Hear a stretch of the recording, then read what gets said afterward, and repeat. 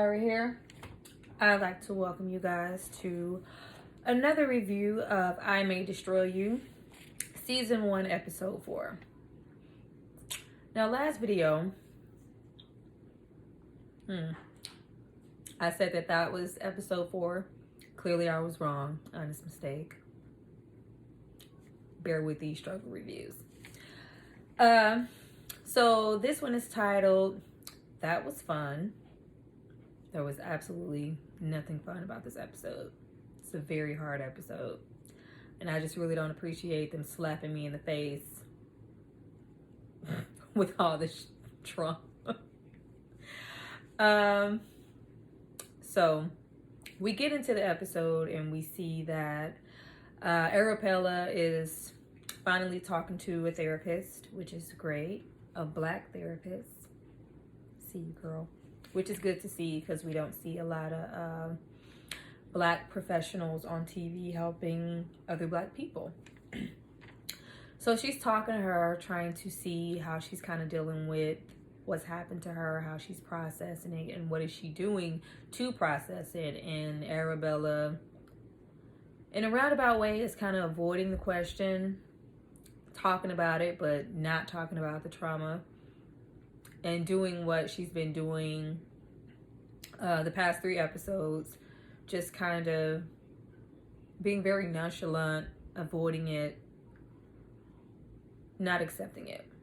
And she says that she's keeping herself around friends and reminding herself they're starving children and things like that. Basically saying there are bigger issues at hand than the little obsolete thing that happened to me. Even though it was really, it's a big thing. It changes you, and you're never the same person after something like that. But the therapist proceeds to tell her things that she could be doing that could help her, like painting, exercising, eating well, things that she could also do to help is to do these things with family, with friends. And we kind of get into her headspace that she has friends, but from what we've seen, they aren't good friends. They are not the best friends. They aren't attentive to her situation. We have seen how she's kind of processed telling her friends what happened, and the way that they've kind of, in a roundabout way, been there for her, but it's just kind of dismissed like it's something that she has to deal with on her own. Like, okay, girl, I'll be there to do this, that, and the third with you, but in the strong stretches of really, really needing your friend there, I just don't see these friends there supporting her. And then we find out that we don't really know her family dynamics, but we know that she hasn't felt comfortable enough to tell her family about what happened to her, and we'll get into more about that later. But she proceeds to text friends and say, well, hey, maybe this person, no response, can't do that, busy, as we see prior, that everybody's kind of busy in their own world doing their own thing, as us grown-ups do. But we leave therapy with Arabella and get into Kwame's character.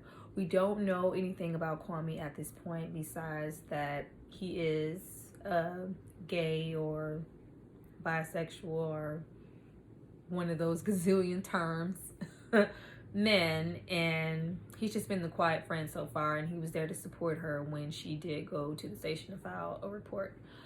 But we see that Kwame is free.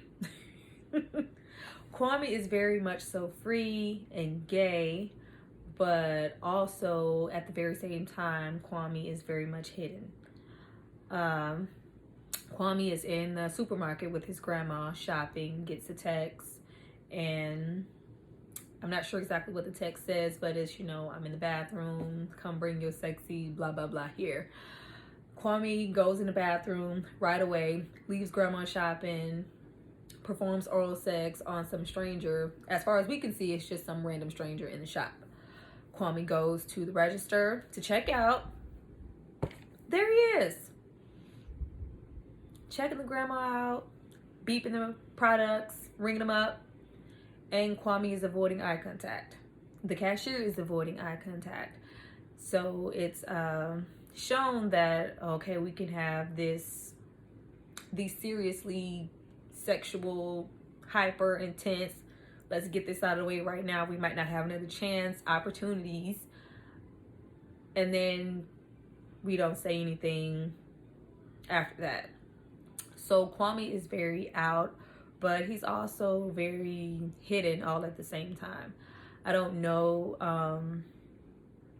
the dynamics of Kwame to see exactly why he feels the need to, in a roundabout way, just be so out there, which is nothing wrong with being out there with your sexuality, but it just seems so random and so quick and so like he needed to do it, and it just had to happen right then.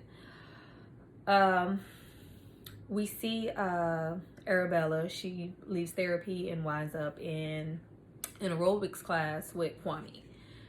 And we also saw back in therapy, she's continuing to have these flashbacks of what happened to her. She has these moments that are triggering her to relive the moment. And she's, aerobics, they're getting it in. Kwame is leading. He's an aerobics instructor, as we can see. And they finish the workout and take a breather, and she lays on her back. And we see that is something that's triggering her to think about the assault, her being on her back, because of course she was on her back when it happened. But here we are introduced to Damon. I had to rewatch the episode because prior I thought Kwame and Damon were already acquaintances. They knew each other prior to that moment. But no, that was their first encounter, as much as maybe that was the first encounter with the cashier. And, he lets Kwame know that he saw him. And he liked what he saw, and he wanted to, continue to talk to him afterwards. But we see the change in the character from Kwame versus the Damon. Kwame is very out, very gay, very promiscuous, very whatever. I'm out here, I'm loud, I'm proud, deal with it, while all at the same time kind of having to be quick and discreet and secretive about his sexual encounters. Because as we can see, didn't really have anything established with the cashier, doesn't really know Damon, but we see where that goes from here. Now at this point, we leave the aerobics class and wind up at a coffee-like shop, where we see that the publishing reps have sent someone named Zane to assist Arabella with her draft. Now, at first look, wasn't anything there. I kind of felt like Zane was a little condescending asshole. He kind of was calling her out for her writing. Where are you from? How did you get here? How long have you been writing? What made you write a book? But as if that matters, you're here to assist me. Assist me. I didn't feel like he was doing much assisting. He was just sitting there kind of with attitude like, I'm not feeling it. And I saw no chemistry between the two. I didn't think anything was going to transpire from that.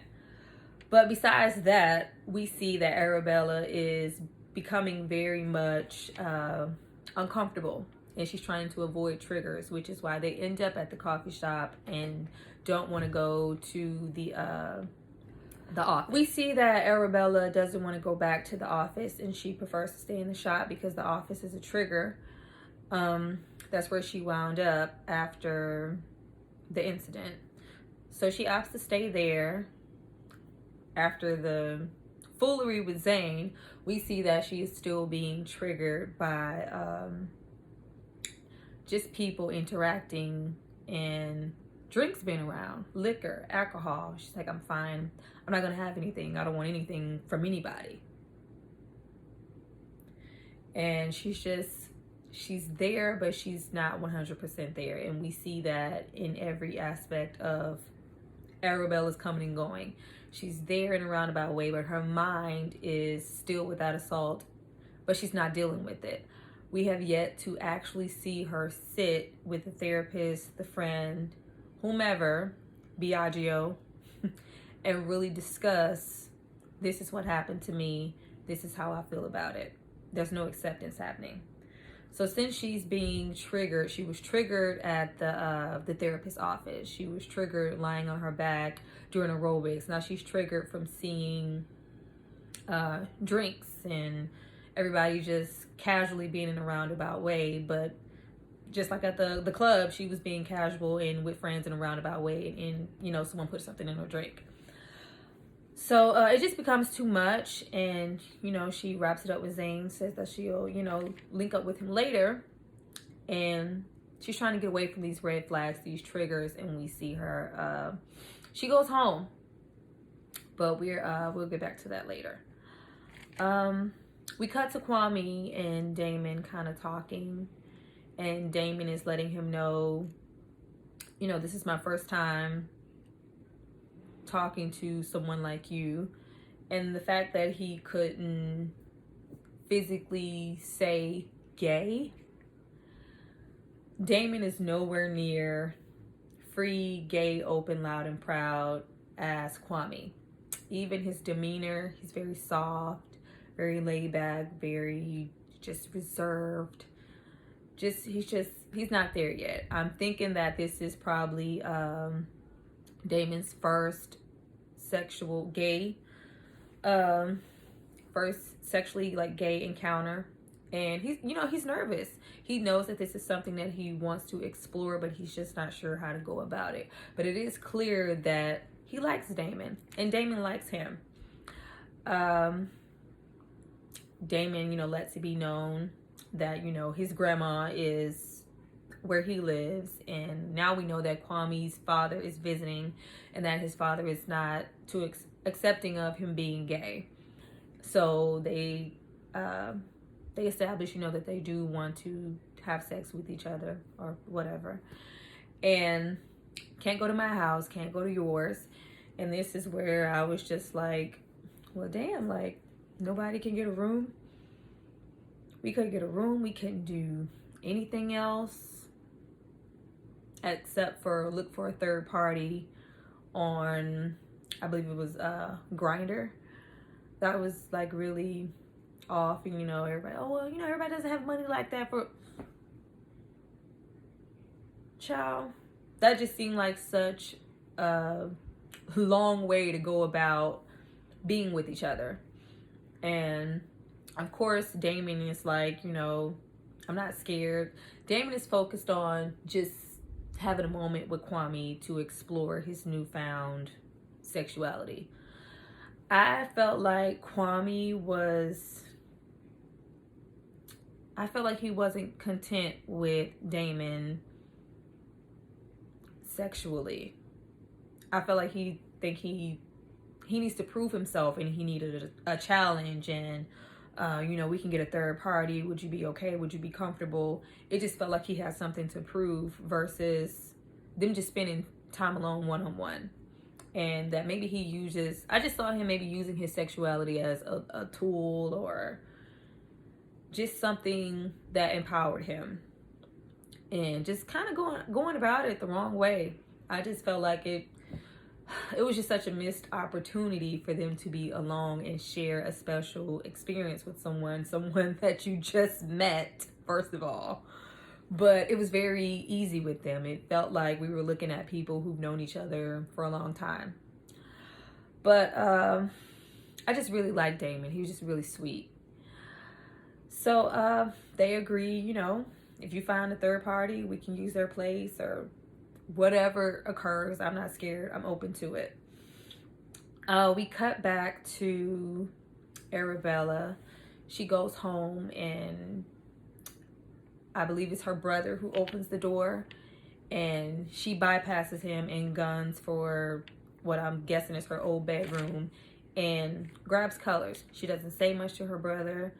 Her brother, lets it be known, like, no, long time no see, like it's no connection there. It's not seen as her spending a lot of time with her family. But she grabs these crayons and she's out. She's back on the bus, and once again we're met with, they're starving children. They're starving children. It's not about me. There's bigger issues at hand. It's not. Avoidance. And she's crying. She's emotional. Not a good state to invite Zane over. I was like, what is he doing there? What chemistry did y'all have for him to be here in your personal space, in your home? Like, I would have met up with him some other time, which it didn't even seem like they needed to meet up, because I didn't see him assisting her on a damn thing. But okay, they're here, they're in this space, and all of a sudden, when they're in her home, in her personal space, oh, he's digging the writing. The writing is bomb. Oh yeah? Okay. But all of a sudden the writing is good, and I've been, fighting the urge to kiss you this whole time. Where? Where was this in the coffee shop? I feel like Zane saw her as a threat, and he wanted to take her down a peg and take something from her internally, and in the process get his little rocks off. That's what I saw. Maybe I was wrong, but that's what I saw, because there was no chemistry in the bar. None. No compliments. No, oh my, you're so nothing. Trying to get to know you beyond this draft. It was, how'd you become a writer? Really? But all of a sudden there's all this attraction.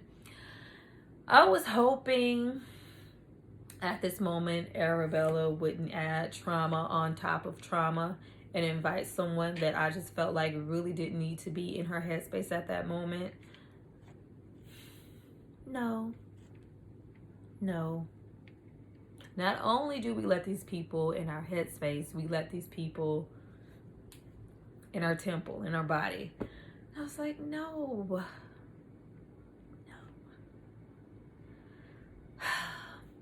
And oh man, the roommate that's not Terry. I am going to learn this man's name. He comes in, holds up that red flag. Like, I'm here, I'm up, I'm alert, just in case you guys want to, double think the action. Like, girl, I'm trying to save you. Don't do this. No, this is not the look. This is not the move. You've already been through a lot. No, Arabella continues. Yeah, okay. See you in the morning. In the morning. And he's like, well, hey, you guys should, try that coloring. I love coloring. Who doesn't like to color? Let's color. See you in the morning.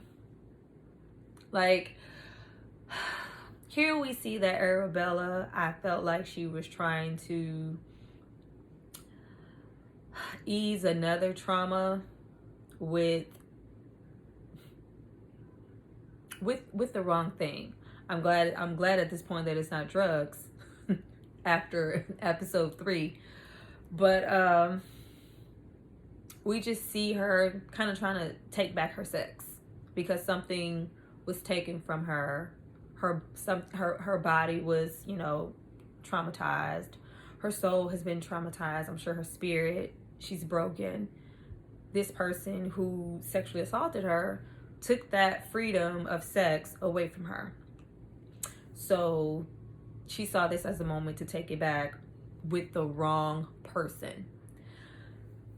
So as we see them begin to get into, the sexual act, well, not even just the sexual act at first, because they just start kissing and she's taken back, which was red flag number 2. It's too soon.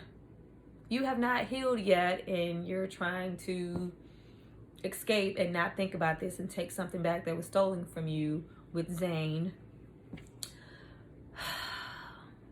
This episode was a lot. But she's just trying to, you know, like, let's, you know, no, I'm cool. He offers, and I was hoping she said, yeah, leave. Like, oh, you know, I can go. If someone's jumping, like, I would have walked out. But no, he's still there. Little predator. Know what he came there for.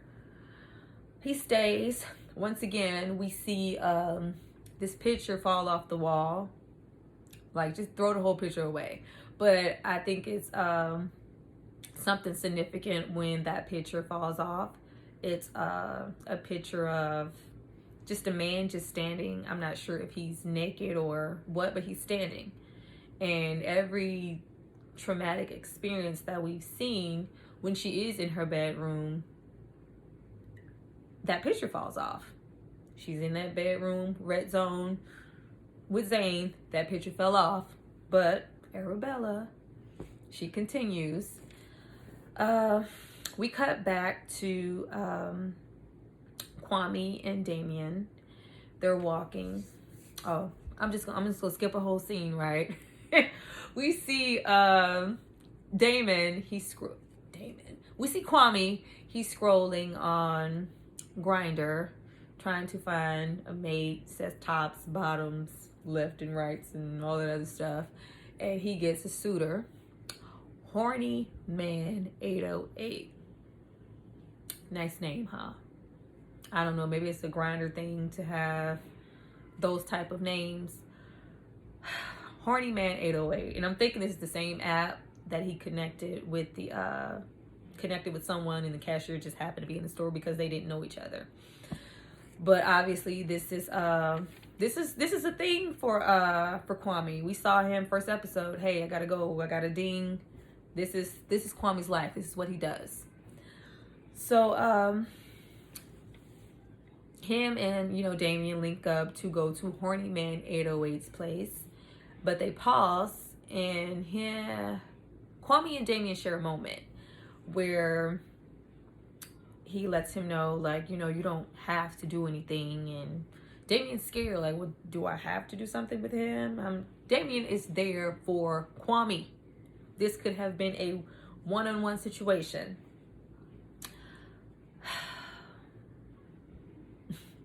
This was such a deep episode. I didn't expect a lot of trauma to go beyond Arabella. But Damien lets Kwame know in a very soft, loving, caring way, you're sexy. Like, I'm attracted to you. It was so endearing the way he said it. Like, it was warm. He meant it. He was there for Kwame. Boom, open the door. Horny Man 808.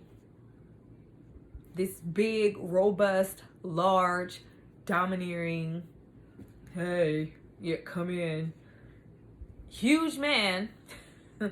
And right away we see that Damien is kind of like this is a little bit more than I bargained for. But at this point, we're cutting back and forth between Kwame's situation and Arabella. We go back to Arabella, that we've heard her say this with Biagio. Do you have a condom? Do you have a condom? And at this point, we see Zane. Yeah, I got one. It's way in the other room because the living room is so far. It's way in the other room. Oh, no, fine. I have one right here. At this point, we see him put it on. But when he made that, oh, yeah, it's way in the other room. Let's just go. And she's like, no, I have one here. We see that his preference is to have sex without a condom. And we see that Arabella's preference, no, I'm not going to do that. Let's put it on. You don't want to go get it? I have one here. They proceed to get into sex. She's fine. She's tensing and resistant from the trauma. But as he starts to kind of, ease his way a little bit, Arabella starts to relax. He pulls out and kind of makes it as if he's uncomfortable, like, oh no, I can't, get where I need to be. Let me flip you over behind your back where you can't see me.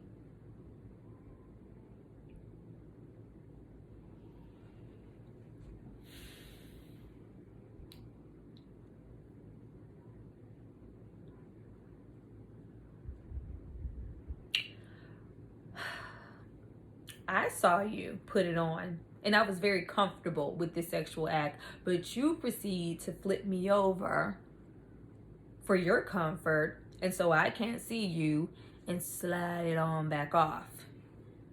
Because that's what you wanted to do all along.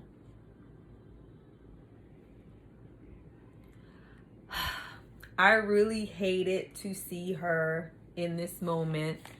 She doesn't know, but we see that she is being violated yet again. We don't know the time span between the sexual assault up until her having this sexual act with Zane, but any time frame, it's a lot.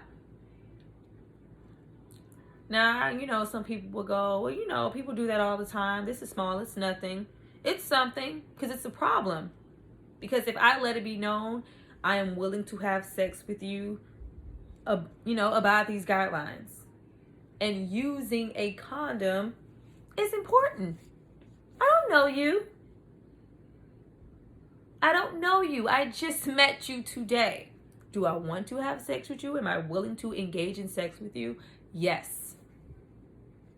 But protect it nonetheless. But Zane slips it off and proceeds to enter, because that's what he wanted to do the whole time. Completely violated her trust, her body, for his pleasure.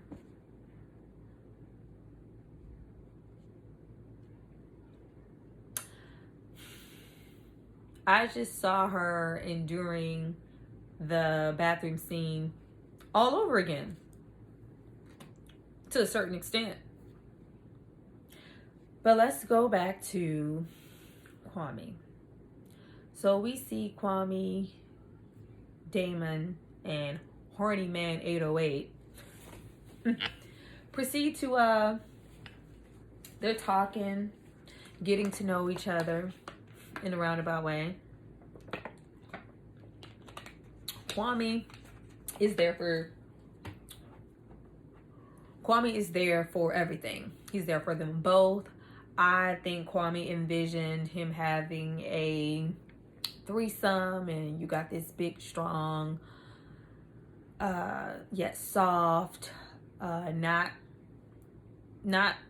completely full in his sexuality yet. Then you have this big, aggressive, I know what we came here for, let's get it in, horny man. That's what he envisioned. But Damon is sitting there, and Damon's not into it. Damon is there for Kwame. Horny Man 808, even though he said he would be accommodating to a threesome situation, I think, especially what happened later, that Damon's stature and presence and demeanor turned him off. Like, I'm not there for that. I am here for Kwame, the open, promiscuous, I'm down with anything, I'm open to everything person. So Damon was out right away. Not that Damon was interested anyway, because he was done. But we see Horny Man 808 and Kwame proceed into to kissing and oral sex. And Horny Man 808 is kind of giving Damon these looks, like trying to make him jealous from what we can see. Like, I don't know what you're here for, but I'm here for Kwame, and Kwame is into me right now. You want some of this, don't you? Very passive aggressive. It was unwanted. It was gross. I was like, Kwame, get out of there. He was a creep. He was clearly a creep. And we cut back to Arabella. Zayn goes to clean himself off or whatever. And this is the first time that we see Arabella reach out to Biagio. Is it about her sexual assault? No. Is it just to talk? No. Just to check in? How you doing over there in Italy? No. We hold up Zayn's funky pants competition. Girl, what? It's such horrible decision making. Competition, and Biagio's like, no, American dudes ain't ish. And with that little sly comment, just run of the mill, he still takes the time to say, I don't feel like you've been yourself lately, through a text message. At this point, we can see like Biagio cares. Biagio knows her a little bit beyond what we got to see that first episode with her getting her in that Uber. Because it just, the affection just didn't seem to be there. But maybe his walls are up. Maybe something transpired in Italy that we didn't get to see. But clearly he cares enough to see that there's a change in her and there's something going on that she's not sharing. Zayn comes back and she's, like, okay, well, in that room over there, you can throw, your business away. And he's like, yeah, I took that off. Then that's that favorite comment that men like to go to. You didn't feel the difference? Hell, honey, that's a whole moment. There's passion, there's sweat, there's anxiety. You're getting it in. There's pleasure. When there is pleasure going on, you don't care what you're feeling. You just know it feels good. But I know I told you to put this condom on before we started. I know I said that. I'm sorry. It was getting, you didn't, well, yeah, you're going to pay for it. And then that was it. The conversation, it just stopped. And I was like, girl, that's all you going to say? Like you were violated. You were violated. Again. And you're home, in your bed this time. Oh. There are no big and small, violated is violated. And he violated her by her giving him the consent with the condom. And he flipped her over behind her back and took it off. Then we get to Kwame. Now at this point, Kwame and Horny Man 808 are on their backs, really about to get into sex. Beforehand, after the oral sex, Horny Man goes, oh, this was, so awesome. I want to, hit you bareback. Kwame lets it be known, just as Arabella, I don't do that. I don't do that. You have to use protection.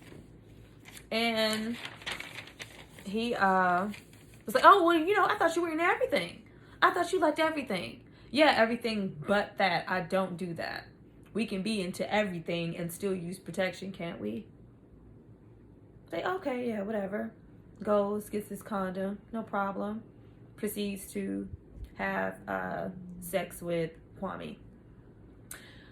We still see, mind you, these men are naked. We're stripped down to the underwear. Now they're both butt naked. Damon is still standing there, fully clothed, haven't removed a thing, except for, their shoes at the door. Has not removed a thing. Still very much uncomfortable just watching someone he saw with very endearing eyes be handled by this brute of a man. Mind you, before they enter the apartment, Damien goes, you're sexy. It's soft, it's welcoming, it's warm. I'm attracted to you. And it just made me feel like, Damien might want to get to know Kwame beyond just these sexual situations. these fly-by-night, promiscuous, on-the-go, let's-get-it-in situations. Versus Horny Man 808. You sexy. Get over here with your sexy ass.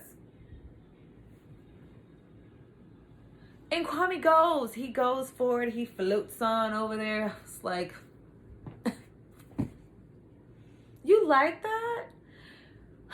It didn't give off the same energy. Horny Man was horny.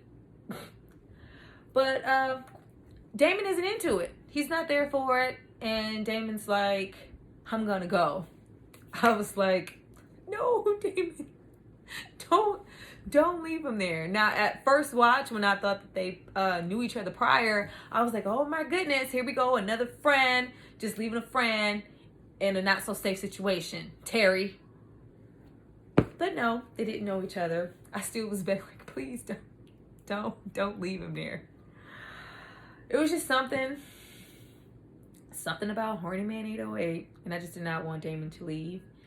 And he left, and it was just too much. It was too much, too soon. This is someone who has yet to explore their sexuality, and we boom straight into a threesome with some large, controlling, domineering man.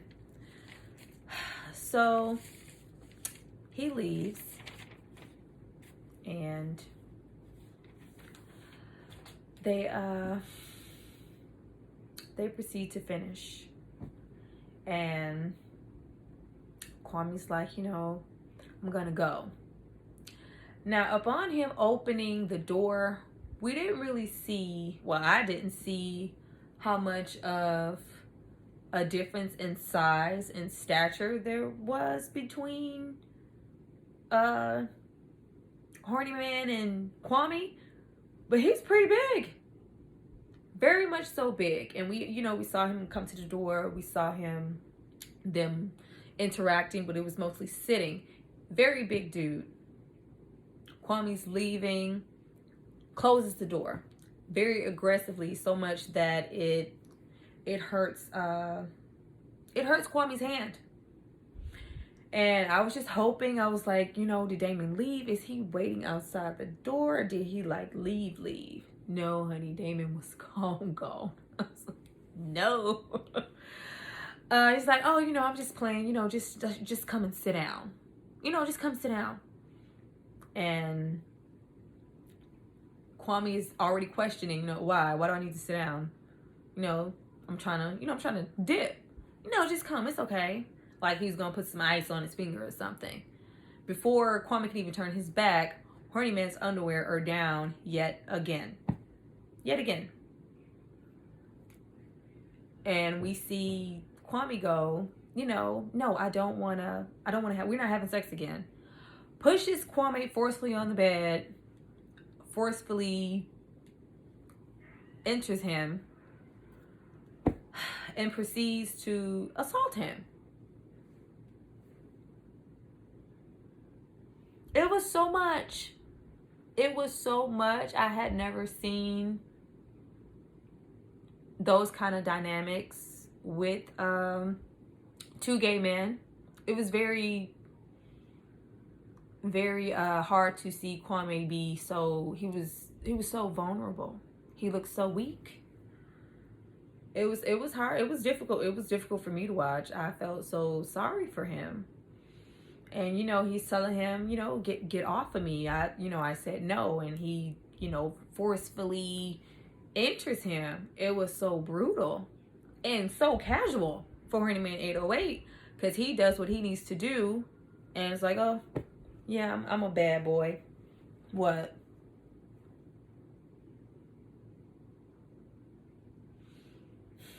Meanwhile, Kwame is there and he's violated. We see him have those same sensations that Arabella had when she finally realized what happened to her.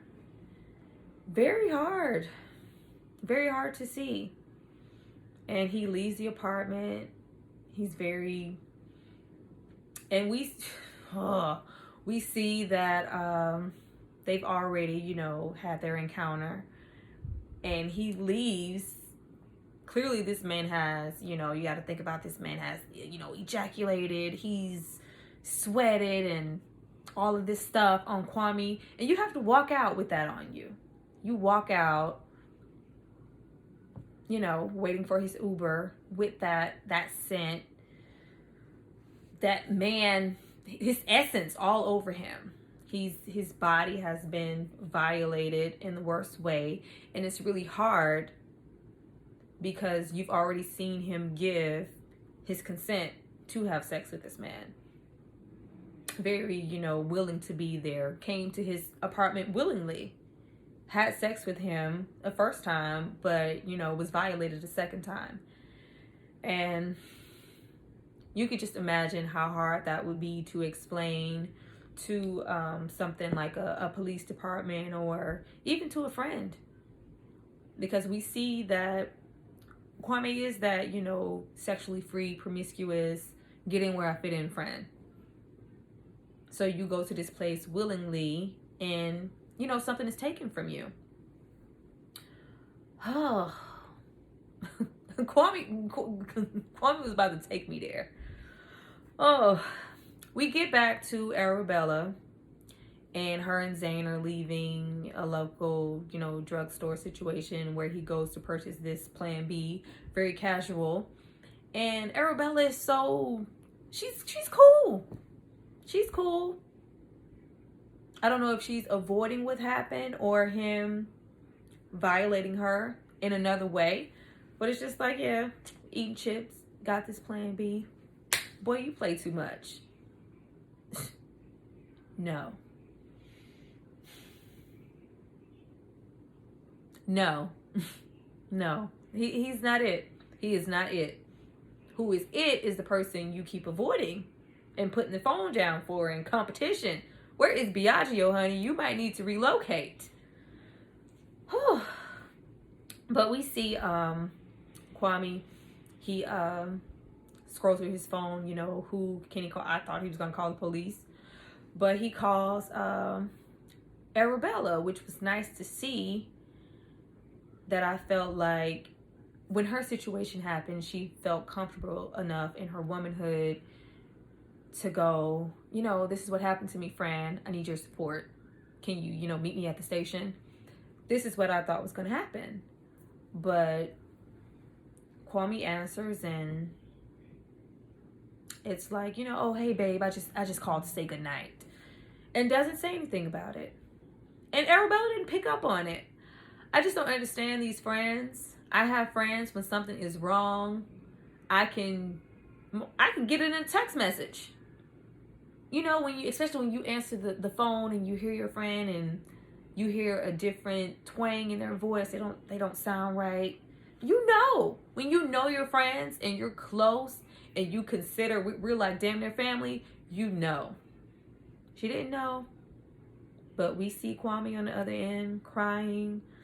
I'm just going home. I just wanted to say goodnight. Kind of grasping like, girl, ask me what's wrong so I can maybe spill out. This happened to me. I'm scared. I'm hurt. What do I need to do? I know you can relate because you're here currently. You're here a second time. Doesn't pick it up. Oh, yeah. Love you too, babe. Bye. Be safe. Hangs up.